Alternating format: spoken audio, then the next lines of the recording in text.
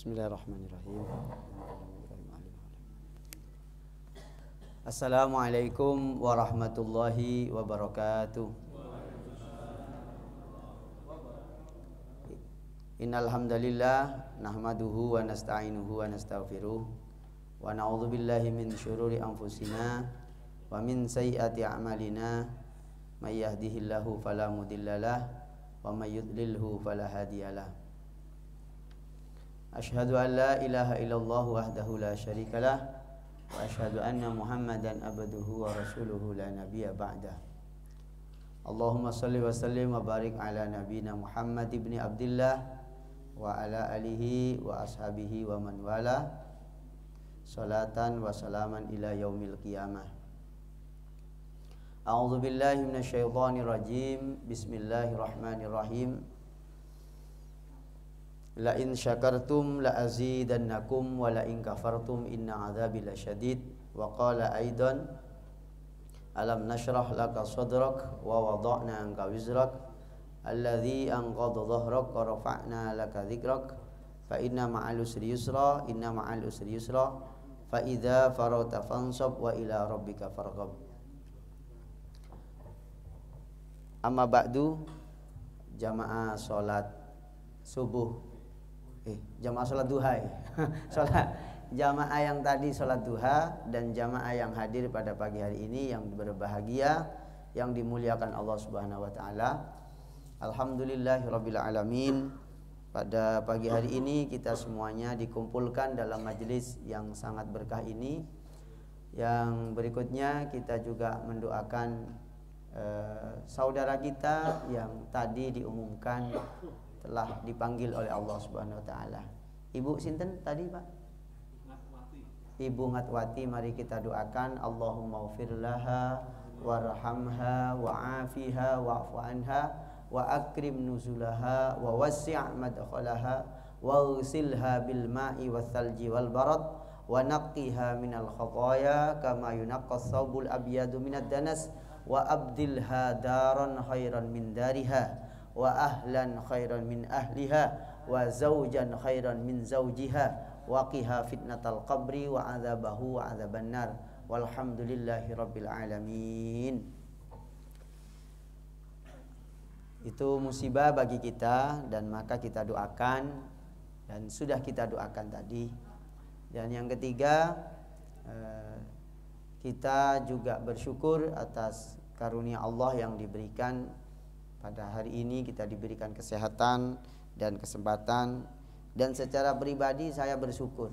Ternyata katanya sabdanya Nabi itu, niki hadis sahih niki. Al arwahul mu'min junudun mujannadah. Fama i'talafa fama ta'arafa i'talafa wa ma tanakara ikhtalafa. Rohnya orang yang beriman itu senantiasa dipertemukan. Junudun mujannada, koyok bala tentara, kayak bala tentara. Jadi dikumpulkan sesama orang yang beriman. Terus fama ta'arofa, kalau roh yang sama-sama kenal satu frekuensi, maka iktalafa, pasti seneng, ketemu seneng. Jiwanya itu sama. Jadi misalnya ya, Pak Andi sama saya, kalau ketemu mesti langsung senyum. Kenapa? Ada kesamaan. Satu, sama-sama orang Islam. Yang kedua, sama-sama nopo? Sama-sama ada di persyarikatan. Cuma bedanya Pak Andi itu gede, saya kecil. Nah, itu nggak bisa ketemu itu ya. Gitu. Ini saya bercerita yang kontekstual aja dulu ya. Kita awali dengan pembukaan, tapi pembukaannya pakai ilmu. Ya, itu begitu. Maka kalau panjenengan ini dan saya bukan hanya dipertemukan di masjid insyaallah, tapi dipertemukan di surganya Allah Subhanahu wa taala. Kenapa? Rohnya itu sama, rohnya sama-sama iman kepada Allah. Lalu sama-sama di masjid yang sama, lalu di persyarikatan yang sama, lalu di cara berpikir yang sama. Mungkin ada beda-bedanya dikit ya, enggak masalah gitu loh ya. Ada beda-beda dikit enggak masalah. Sama yang penting sama-sama yang beriman, sama-sama beragama, sama-sama agamanya persis dan selalu insya Allah dipertemukan.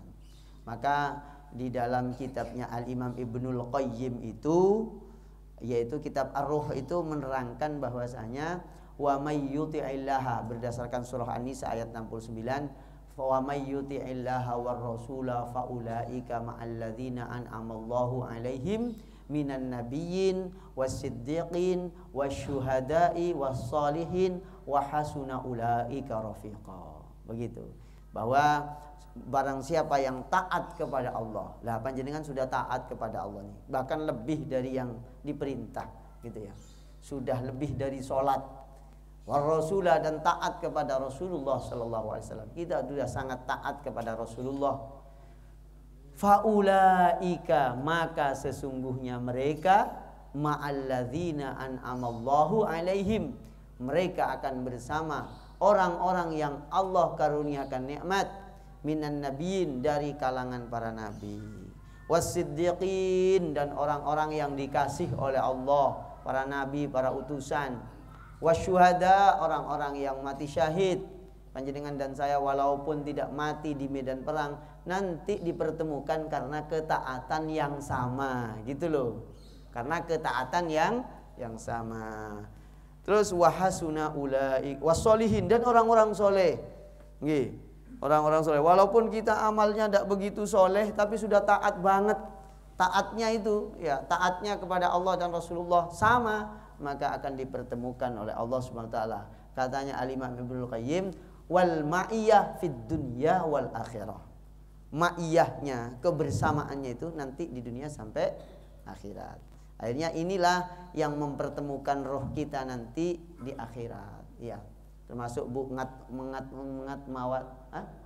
Ngatwati, insya Allah sudah bertemu dengan Ustadz Zainuddin, ya, Ustadz Bapak Haji Zainuddin, ya, yang sudah berangkat duluan dipanggil oleh Allah Subhanahu wa taala. Itu adalah keniscayaan yang harus selalu kita pikirkan, dalam arti menumpuk-numpuk amal kebaikan dalam rangka kita menyongsong kehidupan yang abadi, yaitu kehidupan akhirat, yang saat ini belum akhirat sih, masih alam barzakh gitu. Nunggu kita semuanya nanti ketemu nanti setelah kiamat setelah dikumpulkan baru akhirat temenanan gitu loh.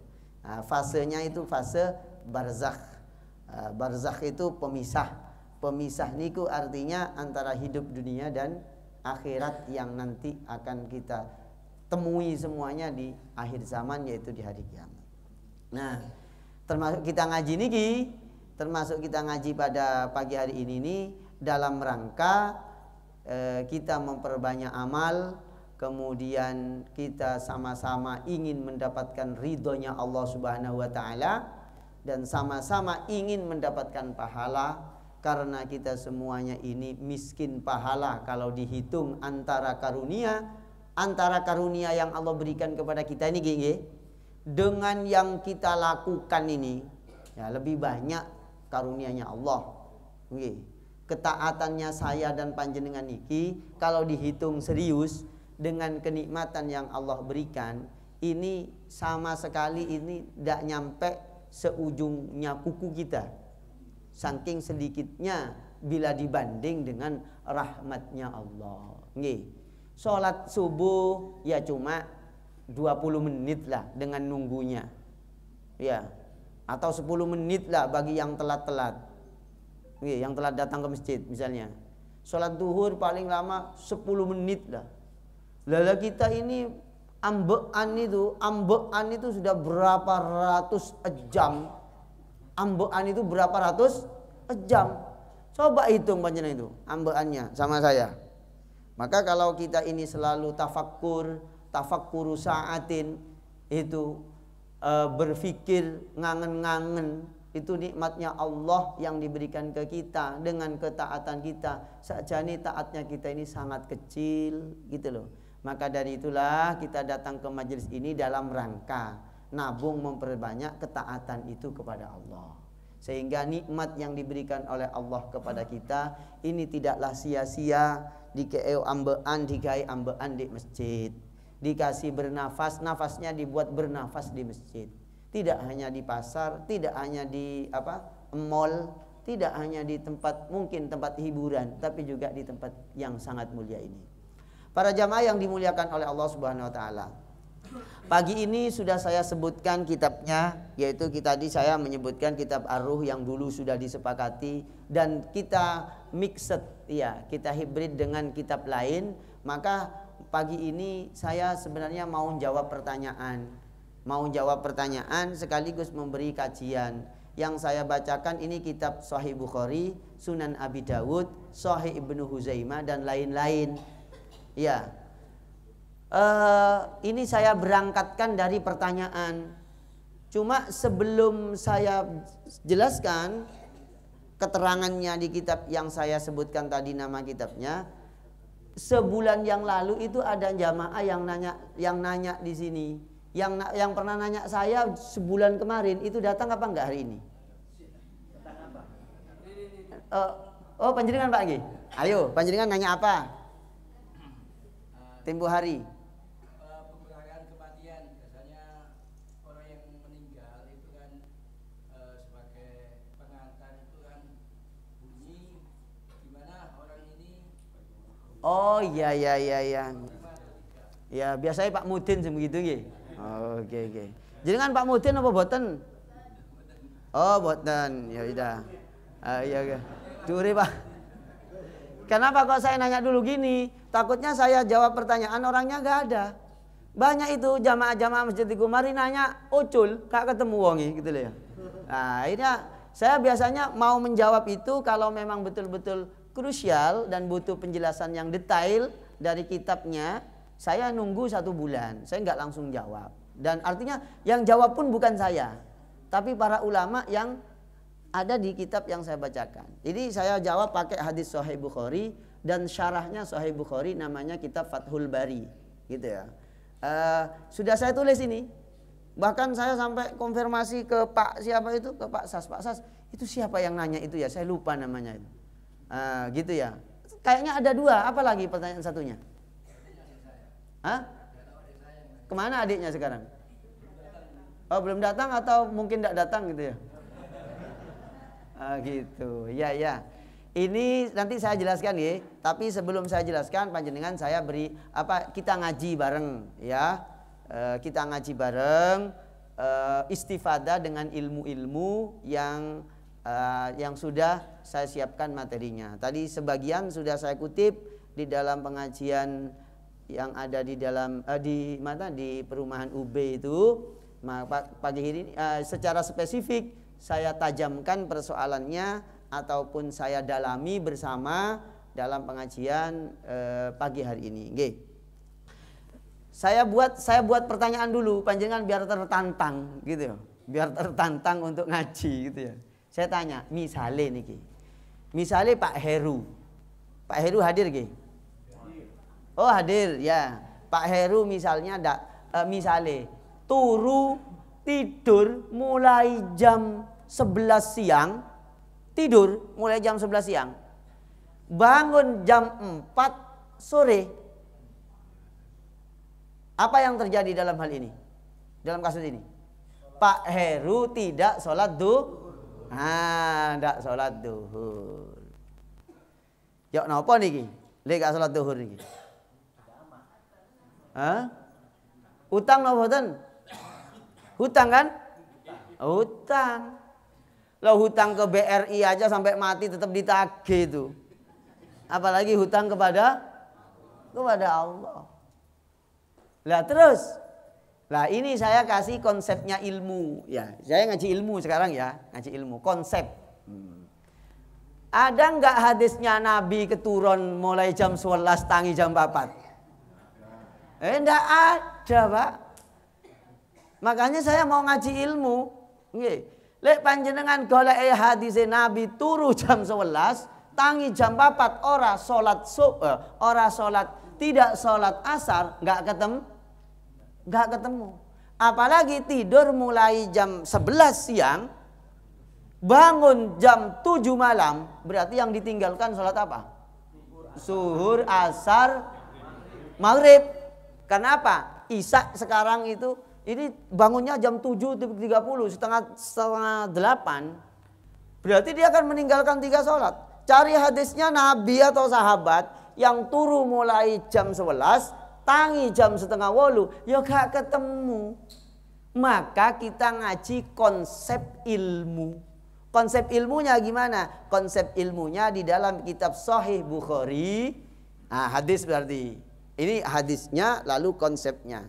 Lah di konsepnya itu ada bahwa Nabi dan sahabat Bilal dan para sahabat tahu keturun gak sholat subuh. Nah, Nabi pernah gak sholat subuh? Bukan tiap hari tapi ya. Bukan tiap hari. Maka ini nanti menjadi lahir namanya babul qadha. Bab mengqadha Loh kenapa kok begitu? Ya karena sholatnya niku memang Nabi mengqadha. Nah niki yang saya bacakan di dalam kitab Sunan Abi Dawud ya, atau di dalam kitab Sahih Bukhari. Nggih. Di kitab Sahih Bukhari, kitab Sahih Ibnu Khuzaimah, As-Sunan Al-Kubra Al-Baihaqi. Wah banyak sekali niki yang menceritakan niki. Di kitab Jam'ul Fawaid, di kitab Al-Masnu' Al-Musnad Al-Maudu'i dan lain-lain. Nah niki saya ambil satu keterangan di kitab Sunan Abi Dawud dan di Sahih Bukhari niki nggih. Dicatat baik-baik. Kalau di Sunan Abi Dawud hadis ke-437. Nah dicatat. Dicatat iya, tidak dicatat tidak apa-apa. Nah, pokoknya jangan sampai yang ngaji ini nanti jadinya lebih alim dari saya. Jangan sampai gitu. Nanti panjenengan malah jadi kiai gitu ya. Ya harus di bawahnya ini ya. Saya terangkan ya gini. Dari Qatadah, Abu Qatadah berkata, Abu Qatadah berkata dari Abdullah bin Rabah Al-Ansori, annan Nabiyya sallallahu alaihi wasallam, satuhune Kanjeng Nabi kana iku ono sapa Kanjeng Nabi fi safarin ing dalem pelungan perjalanan lahu kadue Nabi. Nabi pernah dalam perjalanan. Famala Rasulullah. Lalu Rasulullah gini ya, ini. Terus wamiltu ma'ahu, kami juga senden-senden bersama Nabi karena capek dalam perjalanan. Faqala undur. Fakultu hadza raqibun hadzani raqibani haula'i salasatun hatta sirna sab'atan. Ihfadhu alaina salatana. Arek-arek iki apa namanya? Kita ini harus ada yang ronda ini. Kenapa? Iki wis hampir subuh ini. Kira-kira jam 2 atau jam setengah 3 lah. Ini kalau nanti tidur semua wis bablas wis gak sholat subuh. Katanya gitu. Katanya Nabi nih. Ini saya beritahu dulu. Takhrijnya itu isnaduhu sahih. Sanadnya sahih. Nggih. Ini yang di Sunan Abi Dawud yang ceritanya agak panjang nih. Ihfadhu alaina salatana, yakni salat al-fajr. Tolong ini ada yang jaga salat kita subuh jangan sampai ketinggalan. Nah gitu. Faduriba ala adhanihim fama aikadhum illa harus syamsi. Gitu. Sahabat Bilal itu disuruh jagain itu. Sahabat Bilal dikongkon biasai adzan ya. Sing biasai adzan kan sahabat Bilal. Ternyata apa? Jangan khawatir Nabi. Bangun. Alarm sudah tak siap noh. Kalau sekarang itu. Alarmnya udah siap Nabi. Sahabat Bilal dan para sahabat ternyata Nabi keturun, sahabat Bilal keturun. Sahabat Bilal sing tukang adzan iki ketu. Makanya kalau tukang adzan di Masjid Asyura keturun lambat, iku wis ono hadise gitu ya. Kira-kira begitu. Wis tahu terjadi begitu. Tapi aja bendino gitu ya. Ini katanya di dalam hadis ini, fama aiqadhum illa harus syamsi. Fama aiqadhum mongko ora nangeni hu ing Nabi lan para sahabat illa harus syamsi kajaba panase srengenge. Waduh ternyata tangi-tangi iki jam 8. Jadi kan Nabi itu tangi jam 8 karo sahabat. Wis panas, harus syamsi iku panase srengenge. Lek panas ya jam 8 jam 9. Betul-betul gak ada yang bangun. Terus akhirnya bagaimana? Summa nazalu fatawaddau. Kemudian akhirnya udah semuanya pada turun dari tempat dari tempat tidur, dari ya pokoknya maksudnya pada wudu. Iya, wa adzana Bilalun. Dan niki. Jadi Nabi nyuruh sahabat Bilal azan, "Lal Bilal adano." Tangi jam 8 kongkon adzan. Jadi waktu itu adzan ana jam 8. Berarti misalnya sewaktu-waktu di sini adzan jam 09.00 ya aja diseneni gitu ya. Ya ini keterusannya hadis ini. Artinya itu konteksnya ada, konsepnya ada. Bahwa orang yang tertidur kemudian adzan Bilal di siang hari itu jam 8. Summa fasallu mongko padha salat rakaatail fajri. Ing 2 rakaat sunnah fajar. Padahal adane salate jam 8. Nah wis, ini perhatikan baik-baik niki. Ini namanya teks, dari konteks muncul konsep, dari konsep melahirkan namanya pemahaman. Jadi para sahabat dan Nabi itu sholat sunnah fajar itu jam 8. Sahabat Bilal adzan yo jam 8. Adzan jam 8, sholat sunnah jam 8. Summa mongko kari-kari sollau. Summa sollau. Maaf tadi saya bacanya keliru. Fasollau bukan fasollu. Fasollau mongko podo sholat. Terus summa sollau mongko kari-kari podo sholat. Sopo nabilan para sahabat al fajro ing sholat subuh. Jadi Nabi sholat subuhnya jam 8. Nah ini dari hadis ini para jamaah yang dimuliakan oleh Allah memunculkan, saya catat kurang lebih ada 7 hukum fikih pemahaman dari hadis iki. Nggih. Nah, panjenengan sudah tak bacakan nggih hadisnya untuk cara memaham dari hadis ini, melahirkan hukum ini.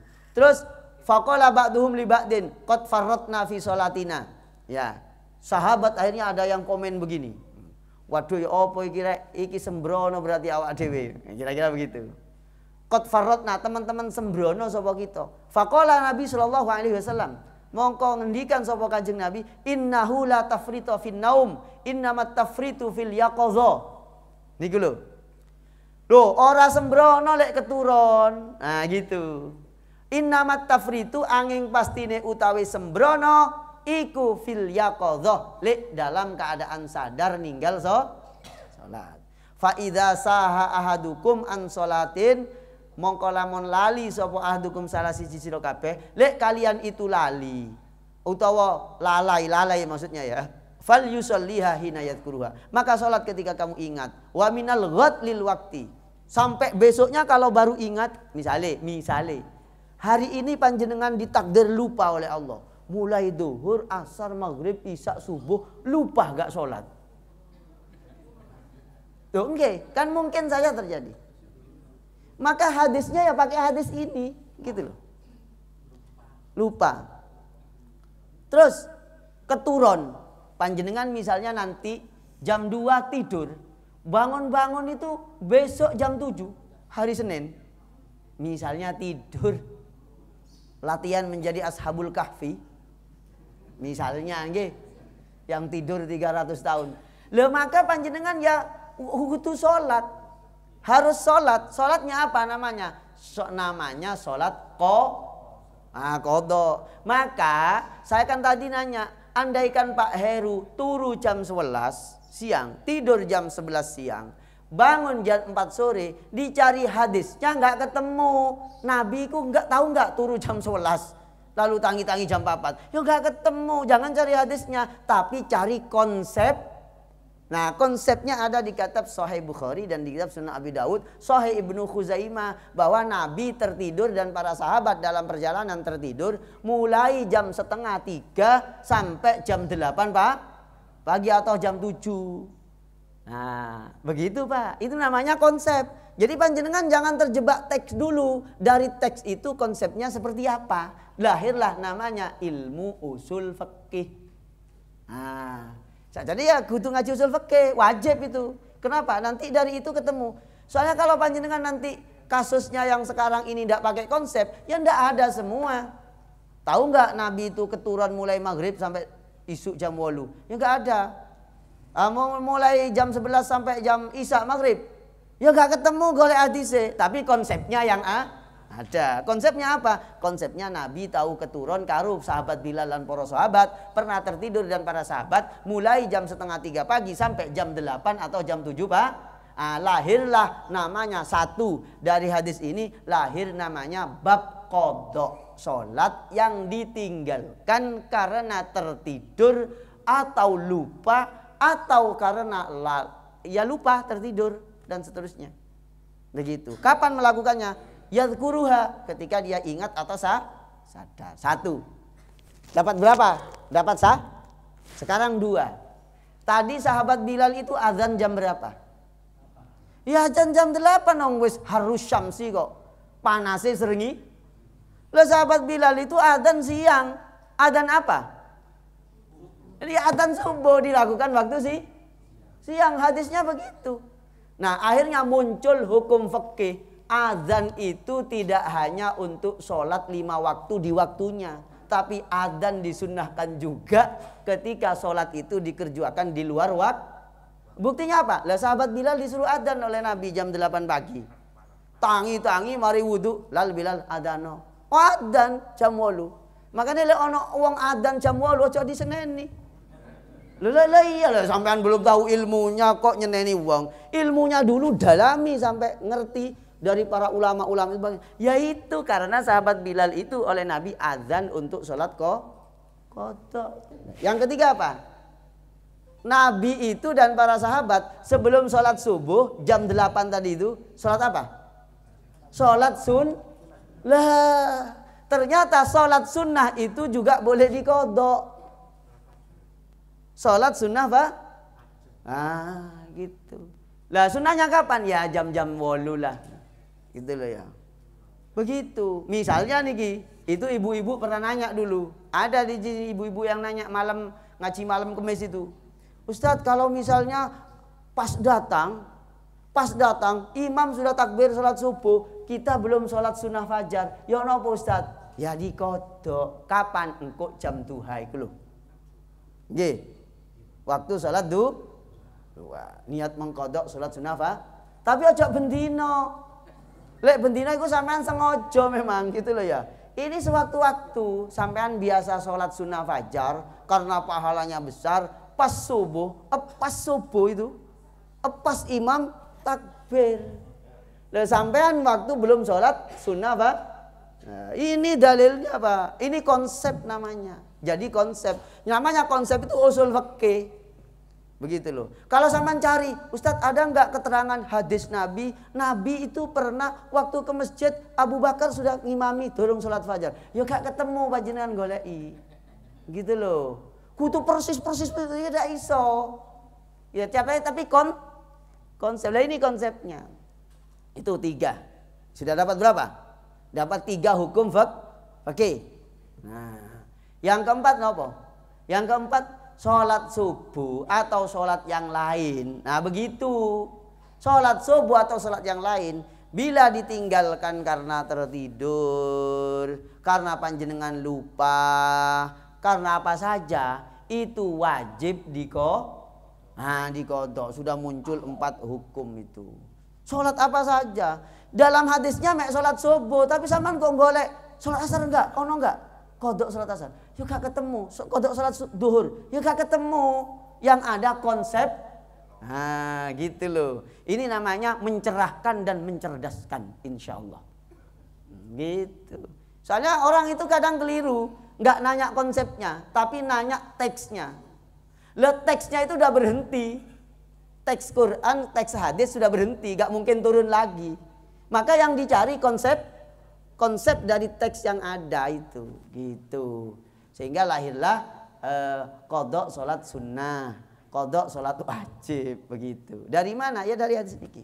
Paham maksud saya nggih? Wis. Berarti kalau panjenengan nanti keturun, ya pakai konsep ini. Keturun gak salat duhur. Nah, sekarang muncul konsep keturun. Loh iya. Apa semua keturun? Nggih boten. Ada tidur itu menurut ulama fikih, ada tidur yang memang dia tidak sembrono. Tadi kan babnya ada bab sembrono.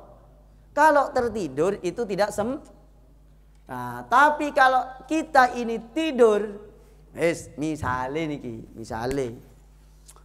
saya tidur jam berapa? Jam 3 tidur. Ini mati itu kan ngorok kan gitu ya. Masa tidur ambil cengengesan kan enggak ya? Nah, tidur gitu ya. Tidur. Lah ternyata jam 4 lebih seperempat saya bangun. Oh jam 4. Lah jam 4. Ki subuh kok terakhir ki jam 5:30. Dilu ae. Lah berarti namanya ini menurut ulama fikih iki sembrono. Wis tangi turu mah.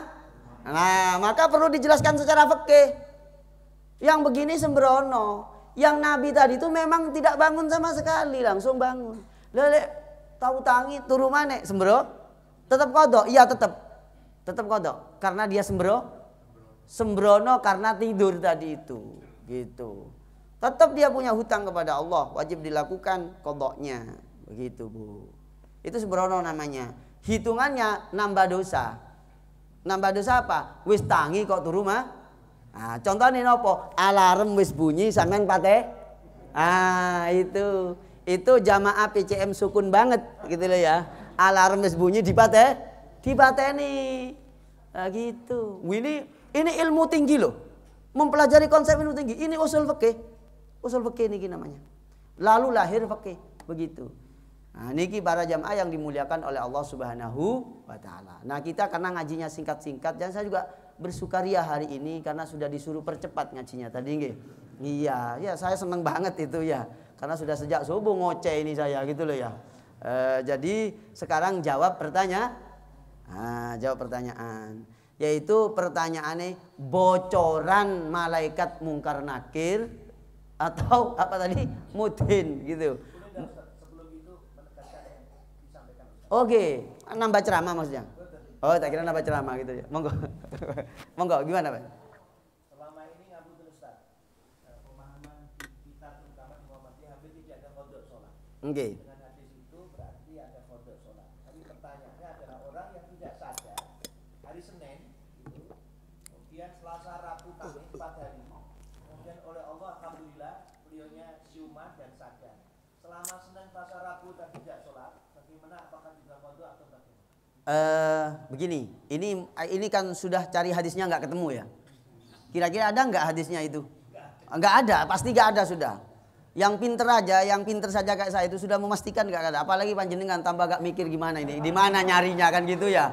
Nabi pernah nggak sadar 4 petang dino gitu ya.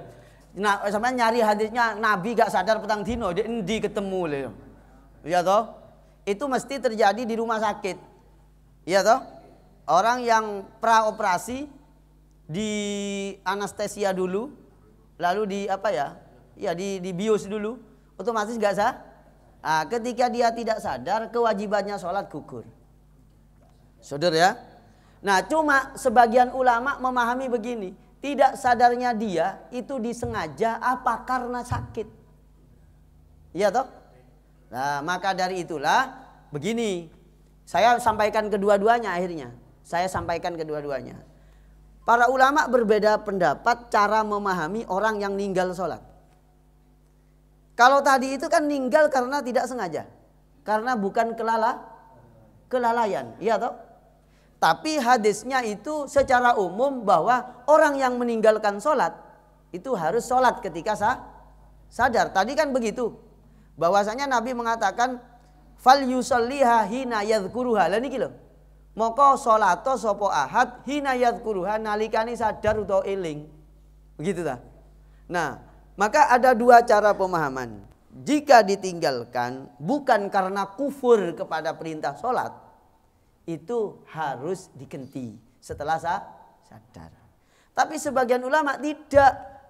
Ya kalau sudah karena tidak sadar ditinggalkan dan seterusnya, apalagi mengkufuri, pernah kufur kepada perintah sholat tidak dikerjakan, tidak usah diqadha tapi bertaubat kepada Allah Subhanahu wa taala. Begitu. Kalau ikut kelompok yang terserah. bukan maksudnya kalau mamanya iya harus qadha. Caranya bagaimana? Ya diqadha, ya di sholat aja, niat mengganti sholat. Habis duhur Oh, ya, boleh dohor, boleh duha, atau misalnya 3 hari ya. 3 hari berarti 3 kali 5. Jadi 15 sholat itu dilakukan waktu duha semuanya. Di waktu duha diselesaikan, tidak apa-apa. Itu utang ya Allah 3 hari. Allahu Akbar. iya, begitu. Oke. Itu konsepnya begitu Pak Rahmat. Jadi panjenengan tinggal mau pilih yang mana aja. Mau pilih yang mana. Tapi yang yang tadi tertidur itu sudah wajib memang, wajib. Tapi yang kasusnya panjenengan ini kan kasus karena memang tidak sadar karena sakit. Maka di dalam kitabnya di dalam mazhabnya Abu Hanifah itu ada bab namanya bab gila. Iya toh. Yang tidak wajib sholat itu kan orang gila diantaranya ya. Makanya kalau pengen tidak wajib sholat itu ya memang gila itu enak gitu. Itu gila itu ada batasannya. Kapan orang gila itu dianggap dia wajib mengganti sholat? Apabila gilanya lebih dari 3 hari. Iya. Kalau tidak salah ini 5 kali sholat. Tidak wajib mengganti kalau sudah 5 kali sholat. Kalau gilanya cuma duhur gila, engko asar waras misalnya itu. Itu wajib mengganti itu. Nah, itu kan tidak ketemu cari hadisnya. Gila waktu duhur, waras waktu asar. Mari ngono, subuh gendeng maneh. Duhur sadar. Iku ya apa iku? Lah ini soal fikih, ini senam otak. Biar kita ngerti cara konsep beragama itu. Engko sampean goleki hadise wong gendeng subuh tok gitu loh ya. Itu Pak subuh gendeng sampai duhur, asar gendeng maneh misalnya. Ya maksudnya gila lagi gitu.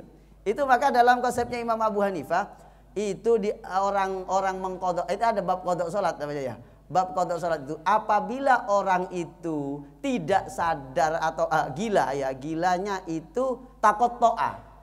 Karena gila itu ada babnya juga di fikih itu. Ada bab gila taqattu ya. Ada bab gila taqattu, gila yang putus-putus, gila gak gila, gila gak gila. Itu gimana salatnya itu? Ayo gimana? Sama monggo Pak Yai Radik, semoga perjalanannya selamat, sehat walafiat, panjang umur, berkah. Pak Yai Radik didoakan panjang umur, sehat nggih. Sehat barokah karena beliau yang membimbing kita di sukun ini ya. Dan Pak Andi juga biar nggak iri gitu dia. Ya santai mawon lek ngaji nggak usah gitu. Itu nggak ketemu itu. Ayo jangan ketok driji saya ini ketok nih. Goleken hadise wong gendeng gak permanen. Gendeng gak gendeng, gendeng gak gendeng. Ya gak ketemu tapi konsepnya ada gitu loh. Maka mazhab Hanafiyah itu diantaranya ini saya buka alon-alon mawon nggih. Ini karena pertanyaannya ada kaitannya juga dengan itu Pak Rahmat nggih. Jadi bab gila itu gila permanen atau gila tidak permanen. Lah gila yang permanen itu tidak wajib qadha nggih. Lah berapa permanen itu? Insya Allah kalau tidak salah itu adalah 3 hari. Dianggap permanen itu kalau 3. Ya nek sedina gendeng, 2 dina enggak. Khususnya lek subuh itu mesti gila gitu ceritanya. Itu dianggap kalau permanen tidak wajib qadha. Maka dari itu tadi itu yang tidak sadar itu kalau saya pribadi memilih yang harus qadha. Karena memang disengaja dan memang ditinggalkan untuk keperluan. Tapi kalau memang misalnya ada ada orang bulan Ramadan itu bulan puasa kurang 3 hari itu gila. Riyo kurang sedino waras. Nah, itu tidak wajib mengqadha itu ya, karena memang gila. Karena memang gila itu ya. Makanya ayo bareng-bareng minta gila sebelum Ramadan ini. Gitu Pak Rahmat nggih. Jelas nggih. Baik ini panjenengan saya ajak terbang jauh ini. Iya, saya ajak berpikir yang betul-betul ekstrim ini, lumayan ekstrim niki. Karena penting nih, lek panjenengan nggak ngerti ilmune gimana? Itu dia. Intinya bagaimana? Meninggalkan sholat wajib kok. Wajib qadha gitu. Hadis ini apa? Sahih Bukhari, Sunan Abi Dawud, Sahih Ibnu Huzaimah dan lain-lain gitu. Ya kalau panjenengan pengen detail-detail banget ya nggak cukup ngaji PCM Sukum saulan sepisan. bendino ngaji kitab sampai detail mari. Namanya ngajine dipotong-potong. Ya intinya wis ngono wae wis gitu. Engko lek gak paham takon gitu ya, tanya gitu. Jelas? Ibu-ibu ada yang nanya? Luar biasa. Ini penanya kasih hadiah Pak. Bulan kemarin saya sudah mengusulkan setiap pengajian ada hadiah untuk yang penanya biar semangat ngaji. Minimal Fortuner. Minyak Fortune 1 liter gitu loh ya. Nah, monggo Bu, apa pertanyaannya?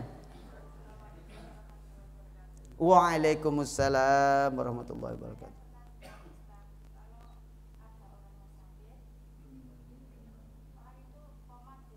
Koma ya.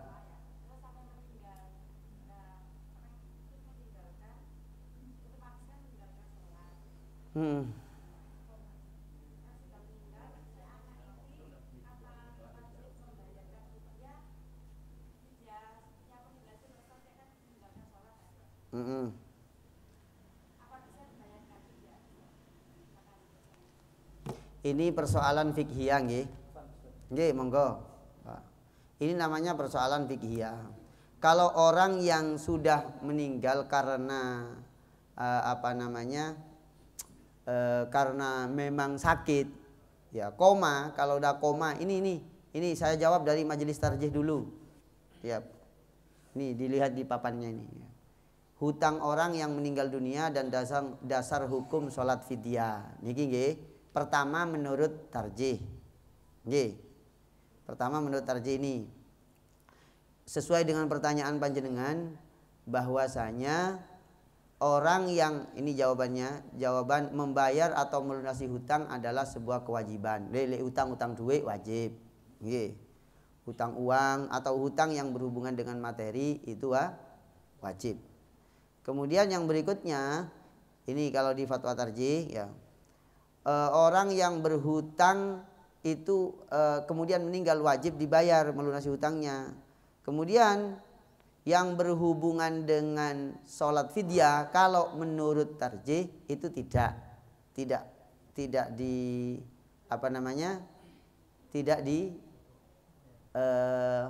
tidak usah dibayarkan dengan fidyah. Itu menurut fatwanya tarjih begitu. Kemudian Ustadz yang dilakoni itu apakah salah? Lah ini karena khilafiyahnya di dalam beragama. Artinya cara pandang itu beragama, cara pandang kita memahami teks agama, itu cara memahami itu ya beda-beda gitu. Misalnya niki nggih, misalnya di dalam kitab niki, di dalam kitab banyak niki hampir semua kitab menerangkan tentang ini, yaitu ini saya ambil di kitab Fathul Mu'in. Nggih. Di kitab Fathul Mu'in itu berdasarkan hadis Sahih Bukhari, man mata wa alaihi siyamun. Kayaknya sudah saya terangkan niki. Jadi saya kasih keterangan dua nggih. Nah, saya kasih keterangan dua. Barang siapa yang kalau menurut tarjih tadi itu orang yang punya tanggungan karena meninggal dunia lalu dibayarkan fidyah sholatnya, menurut tarjih itu tidak usah. Iya, tidak usah. Jelas Bu? Nah, kalau sudah jelas begini, lalu bagaimana yang mengerjakan itu? Yang mengerjakan ada fidyahnya itu. Misalnya ada orang meninggalkan, niki saya tampilkan dulu. Nah, misalnya panjenengan itu keluarganya ada yang meninggalkan sholat, tidak sholat karena koma 7 hari, itu bagaimana? Gitu loh. Yang sudah mengerjakan itu. Lah yang sudah mengerjakan itu dalilnya pakai hadis Sahih Bukhari bahwa Nabi itu bersabda man mata wa alaihi siyamun soma anhu waliyuhu gitu loh. Barang siapa yang mati meninggalkan tanggungan puasa, jadi bab puasa yang dijadikan konsep, maka yang mempuasakan itu adalah walinya. Begitu. Jadi ada perbedaan antara tarjih dan yang bukan, yang non tarjih, ya, keterangannya ulama lain, yaitu misalnya di kitab Al-Mawsu'at Al-Fiqhiyah, di dalam kitab Fathul Mu'in, di dalam syarahnya I'anatul Talibin itu diterangkan begitu. Yang sudah mengerjakan berarti ikut ini, gitu loh. Saya tidak menganjurkan, saya tidak akan menganjurkan kepada salah satunya, tidak. Ya panjenengan tahu ilmunya gitu aja. Tahu ilmunya. Ini berdasarkan hadis man soma wa alaihi suamun soma anhu waliyuhu. Kalau puasa itu kan ibadah yang sama dengan sholat, sama-sama ibadah. Kalau mati meninggalkan punya tanggungan puasa, maka soma anhu waliyuhu. Yang mempuasakan adalah walinya. Begitu. Termasuk dalam hal ini dipakai dalam haji badal. Itu di dalam kitab Sahih Bukhari. Ada perempuan datang kepada Nabi, Nabi, ibuku meninggal, dia punya nadar haji, gimana? Hujji anha, ya sudah kamu yang haji untuk dia. Akhirnya ada haji badal. Percaya nggak sama haji badal panjenengan? Percaya apa tidak? Loh, lihat hadisnya kan begitu. Maka di bab haji itu ada haji badal itu, begitu. Lah terus itu kan tadi itu puasa diganti untuk dipuasakan. Kalau sholat bagaimana? Kalau sholat ini khususnya di dalam mazhab Syafi'iyah, ini khususnya itu diterangkan bahwasanya kalau puasa itu dipuasakan atau diganti dengan satu hari satu mud. Nah, satu mud itu berapa? 6,75 gram beras itu. Kalau meninggalkan puasa satu hari karena apa? Karena udzur, karena sakit dan lain-lain, itu diganti. Terus bagaimana kalau sholat? Lah katanya ini yang mempraktekkan itu berdasarkan hadis yang sama mengambil kesimpulan sholat dan puasa itu sama-sama ibadah mahdhoh, begitu. Maka sebagian ulama di kalangan mazhab Syafi'iyah itu mengganti satu sholat dengan satu mud, gitu. Tetapi ini ijtihadiyah namanya. Saya terangkan ijtihadiyah. Perkara yang ijtihadnya ulama, begitu. Tapi bukan ijtihad yang tidak mempunyai landasannya itu. Nah, saya tidak menyampaikan harus ikut yang mana. Tapi kalau panjenengan mau ikut tarjih tadi itu di majelis tarjih difatwakan tidak ada sholat fidyah, satu mud atau dikerjakan sholatnya. Termasuk dalam hal ini Imam As-Subuki itu melakukan sholat ini wa fa'ala bihi As-Subuki an ba'di aqaribihi. Nah, Imam As-Subuki itu mempraktekkan, Imam As-Subuki di antara mempraktekkan salah satu kerabatnya meninggal dan punya tanggungan sholat, dia sholat untuk keluarganya, untuk kerabatnya. Kenapa? Berdasarkan hadis Sahih Bukhari, orang yang mati punya tanggungan puasa, yang mempuasai adalah walinya, begitu. Lah Ustadz, ini yang benar yang mana? Loh, kalau sudah begini ini ijtihadiyah begini ini di hadapan Allah sama-sama diminta pertanggungjawaban. Bukan panjenengan yang diminta, para ulama yang memfatwakan. Jadi panjenengan nggak usah bingung-bingung. Waduh kok aku ini. Gak usah aku. Saman apa ogo gak ngelakoni iki? Aku ikut tarjih. Ya sudah selesai. Nanti uang tarjih sing takoni, gitu loh. Loh iya, saman kok ngelakoni begini? Oh iya, saya ikut fatwanya ulama ini berdasarkan hadis ini. Oh ya sudah, ulama ini nanti bertanggungjawabkan. Lah yang jadi masalah panjenengan itu merasa berat karena merasa nanti bertanggung jawab. Enggak. Kalau fatwa itu nanti yang bertanggung jawab adalah yang memberi Nah, itu enaknya sampean. Iya toh? Kan enak, tidak usah ikut bertanggung sama apa? Ya ikut. Gitu. Makanya enak jadi pengikut. Iya toh? Enak jadi pengikut. Gampangane enak jadi wong bodoh. Pola sing pinter kok ditakok sama apa? Nah, gitu.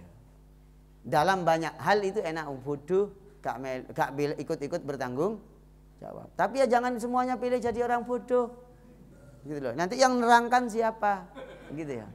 Ya toh, aku tak ikut, apa boleh ikut gitu. Jadi gitu ge, jelas. Lek sampean kurang marem ngomong mumpung aku dek kene durung mulai iki ya. Enggak ngomong. Yaitu konsepnya begitu. Majelis Tarjih mengeluarkan keputusan begini. Yang para ulama lain memberikan keputusan seperti ini. Lah panjenengan itu dan saya ini pengikut. Gitu loh.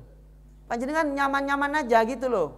Artinya jangan ketika posisinya sebagai pengikut, jangan berjiwa seperti imamnya. Akhirnya salah nanti tempatnya. Nah, tempatnya kita adalah tempat ikut. Saya juga pengikut kok. Iya. Nah, Ustadz milih yang mana? Saya belum pernah melakukan semuanya. Nggih, saya belum pernah melakukan. Nah, tapi yang saya lakukan yang betul-betul sepakat semua apa? Ya diantaranya almarhum bapak saya itu waktu sakit parah itu karena penyakitnya lambung. Oleh dokter tidak boleh puasa. Ya sudah diganti fidyah 1 bulan karena penyakitnya lambung. Fidyah 1 bulan akhirnya ya 15 kilo. 15 kilo lebih tak dikasih 20 kilo lah. Itu disedekahkan sebagai fidyahnya puasa karena memang tak bisa berpuasa. Itu kan sepakat gitu. Yang sepakat ada yang tidak sepakat. Lah urusannya di dunia ini tidak boleh kudu sepakat semua. Enggak boleh sama semua. Ayo tak beritahu dalam kehidupan kita ini ada sesuatu yang diberikan oleh Allah, diberitahu oleh Allah bahwa kita tidak mungkin sepakat semuanya. Iya. Ayo coba drijinya kita ini jadi telunjuk semua. Apa jadinya? Jari kita ini telunjuk semua. Nah kayak SpongeBob nanti gitu. Allah menciptakan ini beda-beda untuk saling melengkapi bahwa ilmunya Allah itu sangat Lo jangan memandang ilmu Allah jangan sempit-sempit. Ilmunya Allah itu aduh luasnya luar biasa. Gitu. Salah satu contoh saya sering membuat contoh betapa kalau Allah tak memberi keleluasaan ilmu kepada kita, kita akan kesulitan. Iya, dalam bab agama niki, dalam bab beragama niki loh. Kita akan kesulitan. Saya tadi menjelaskan kebetulan ada yang nanya. Ayo saya tanya ke panjenengan. Sholat di atas pesawat itu ada hadisnya apa enggak? Enggak ada. Nabi pernah enggak sholat di atas pesawat? Ada? Enggak ada. Di atas unta? Ada. Di dalam pesawat, oh tadi di atas ya, di dalam ya. Oleh sholat di atas pesawat ya apa caranya gitu loh ya. Sholat di dalam pesawat itu tak akan ketemu hadisnya. Gitu loh. Dan sholat di dalam pesawat ini kebutuhan fikih. Panjenengan cari hadisnya, ketok gulu saya kalau ketemu. Sampai iya saya terang aja ketok gulu saya. Panjenengan berangkat haji itu mesti ninggalkan sholat. Iya apa tidak? Pasti ninggalkan sholat. Kalau nggak pakai fikih pasti ninggalkan sholat. Kenapa kok begitu? Perjalanan 10 jam. 10 jam itu berapa sholat yang sampai tinggalkan? Kemungkinan 2 minimal itu. Minimal 2 atau 3. Sehingga dalam hal ini sampean dan saya butuh fatwa. Lah ya opo lek sing koyo ngono. Kenapa? Sholat wajib itu kudu sampurna. Bukan hanya rokok sampurna. Tapi sholatnya kudu sampurna. Sampean Bu, Pak, lek sholat wajib kudu persis begini. Di dalam kendaraan atau di luar kendaraan. Itu sepakat semuanya. Semua ulama sepakat. Tapi kalau sholat sunnah, panjenengan ambek longgo-longgo, tidak apa-apa. Dan sholat wajib kudu sempurna semua. Tapi kalau sholat sunnah boleh panjenengan itu sholat berdiri, sholat duduk, bahkan di atas kendaraan. Misalnya Pak Sas keburu ke kantor DPRD. Jaluk sumbangan maksudnya gitu. Bukan jadi ketua DPRD, bukan. Wah, karena belum sholat duha sudah ditelepon oleh Pak Sutiaji. Pak cepetan Pak, kita sambung. Oh kita iya siap. Belum sholat duha. Starter sepeda di depan, reng. Niat sholat duha. Allahu Akbar. Nyampe epos pertigaan, rukuk. Allahu Akbar. Boleh itu, boleh. Pokok siap tabrakan mawon gitu ya. Loh enggak, betul. Lek salat sunnah itu boleh di kendaraan. Jadi takbirnya Allahu Akbar. Sami Allahu liman hamidah. Lek tahiyatulillah. Assalamualaikum. Ya enggak apa-apa. Itu begitu. Nabi karena salat di atas unta. Salat sunnah boleh. Tapi kalau salat wajib enggak boleh. Lah sekarang konteks zamannya udah berubah. Panjenengan berangkat haji 10 jam. Dari Surabaya sampai ke Jeddah 10 jam atau 12 jam. Gimana sholat sampean? Minta tolong pramugari. Mbak, tolong jogokno sajadah. Apa akhirnya saya kesenengan balik-balik jaluk tolong nanti ke pramugari. Lah ya, enggak mungkin. Maka di sini butuh fatwa. Golek hadisnya, gak ketemu. Cari hadisnya, gak ketemu. Belajar konsepnya. Konsepnya bagaimana? Konsepnya katanya Syekh Utsaimin. Ya saya baca di fatwanya Syekh Utsaimin, Syekh bin Baz. Kalau nggak salah juga Syekh bin Baz. Tapi yang saya bahas itu fatwa Syekh Utsaimin. Dan para ulama-ulama Timur Tengah memfatwakan as-salatu fit ta'irah. Salat di dalam pesawat, salat wajib. Maka dikerjakan dalam rangka kalau menurut ulama-ulama klasik, mazhab Syafi'i, mazhab Abu Hanifah dan lain-lain. Itu diterangkan namanya sholat lihurmatil wakti. Sholat untuk menghormat waktu. Dasarnya apa? Idza amartukum bisyai'in minhu fastata'tu fa'tu minhu fastata'tum. Idza amartukum bisyai'in fa'tu minhu mastata'tum. Apabila aku perintahkan sesuatu, lakukan sesuai kemampuan. Lek panjenengan itu waktunya sholat kok enggak sholat, ya mampunya bagaimana? Ya mampunya lakoni ae. Iya, semampunya. Salah satu contoh begini. Ayo tak kasih senam otak fikih sampean. Ada orang disalib. Ya. Disalib mulai pukul 10 pagi disalib. Disalib, ngerti salib kok? Disalib, ini dipegang, ini dicanak gini. Sampai kapan? Sampai 3 hari 3 malam. Yo pipis, yo BAB dan macam-macam. Iya kan? Dia nggak bisa wudhu, nggak bisa tayamum, nggak bisa bersuci. Sholatnya ya apa? Ayo sholatnya gimana? Dia wajib sholat apa enggak? Ya tetap wajib, wong sik waras kok, sik sehat. Tapi dia disalib. Maka ada bab namanya sholatul maslub. Sholatnya orang yang disalib. Nggak bisa berwudhu, nggak bisa bertayamum, nggak bisa ngapa-ngapain. Ini tak kasih senam fikih panjenengan. Lah kalau panjenengan disalib gitu gimana Pak Heru? Pak Heru disalib misalnya. Mulai jam 10 sampai telung dino telung bengi. Yo pipis, yo BAB, yo ngentut barang gitu loh ya. Wis batal kabeh wuduhe. Maka dia kalau disalib oleh musuh kayak begitu, dia tetap sholat. Namanya sholat lihurmatil waktu. Sholat menghormat waktu, maksudnya sholat. Ya sholat sak mampu-mampune. Allahu Akbar. Sami Allahu liman hamidah. Allahu Akbar. Sami Allahu Akbar. Allahu Akbar. At-tahiyya. Wis. Apa maksudnya ini? Andaikan panjenengan nanti mati setelah disalib belum mengerjakan, panjenengan sudah melakukan sesuai kemampuan. Itu bukan sholat secara syariat, tapi sholat lihurmatil waqt. Lah sama dengan panjenengan di pesawat itu. Kan tidak mungkin panjenengan. Saya pernah pas dari Cengkareng, keberangkatan jam 4 pagi. Subuh waktu Cengkareng jam 4 lebih 25 apa 15. Mau tidak mau saya kan boarding setengah 4. Boarding pesawat setengah 4. Tapi saya sudah wudhu. Dari Cengkareng ke Jawa Timur, ke Bandar Udara Juanda, itu ke barat apa ke timur? Otomatis saya membelakangi kib. Ya wes saya wudhu, sholat sak mampu-mampu nih. Allahu Akbar, Allahu Akbar. Nyampe Bandar Udara, saya ke masjid mengkodok Nah gitu, ini fikih namanya. Gitu loh, paham gak?